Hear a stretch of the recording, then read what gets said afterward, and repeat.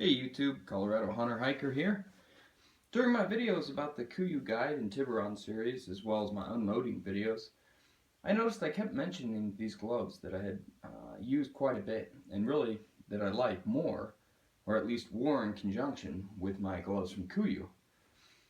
So I thought I'd do a quick video on those and another piece of gear that I always have with me. These are the Talus Fingerless Merino glove from First Lite.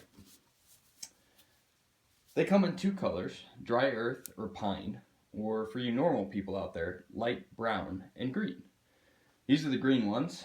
They're 25 bucks from First Lite site, but you can easily get them for about 20 bucks anywhere else.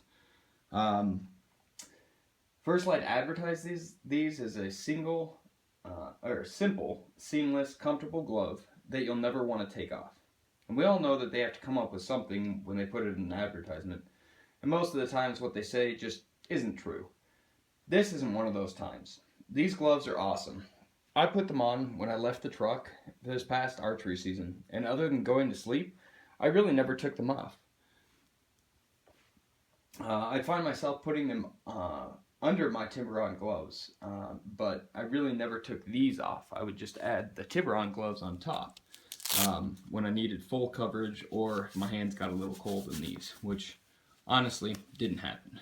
So as you can see, they still fit under there. These gloves are warm enough, but they're really not too hot. They are merino, so I guess one of the bad things is because they're merino, they pill, which you can kind of see a little bit right there on the palm, but this one probably has a little bit more. Hopefully the camera's picking that up. A little bit around the fingers, but all in all, pretty good, sturdy glove. Do I think the pilling's that big of a deal? No, not in my opinion. These are relatively inexpensive and frankly pretty cheap for what they are, and they can easily be replaced. Another bad, depending on who you are, is the fact that these are fingerless, so your fingers are exposed, which really isn't that big of a deal for heat, but it is a big deal for dexterity. So I like that. I think it's awesome that they're actually fingerless. You know, again, they cover the main parts that get scratched and cut pretty easily, which are the back of your hands as you're holding your bow. Back here, you have full coverage. So fingerless, I think that's a good thing. Some may think it's bad. Overall, I'd highly recommend these gloves to any hunter or hiker out there, as really I think they're a great piece of gear and they're not very expensive. Another piece of First Lite gear that I have that I really can recommend is this Brimmed Beanie. It's also made of merino wool, and these are about 35 to 40 bucks, just depending on what color you get.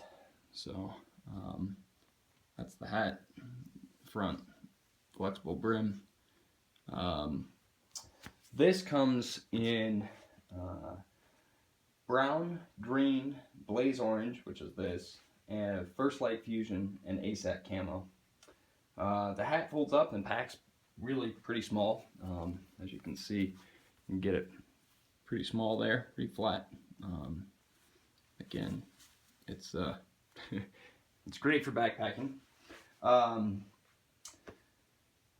Let's see. It can be reshaped pretty well too. I smashed it in my bag pretty well, and the brim holds its shape pretty well. The purpose of the short brim versus a long brim hat is so that when you're wearing it and you put your eye up next to your scope or next to your bow, because it's shorter, it really doesn't interfere with that, but it's still there to keep the sun out of your eyes. It does look a little funny to wear it, honestly, but it's pretty comfy. For me, this is a dual-purpose piece of gear. I always really believe that you should have a piece of blaze clothing or a handkerchief or something that's easy to see in case of an emergency. So for me, this hat doubles as that and as a piece of warm headwear. Again, a couple of great pieces of equipment from First Lite. Got any questions, let me know. that's it. Any questions or comments, please just let me know, and I'll get back with you. Thanks, guys and gals. Have a great day.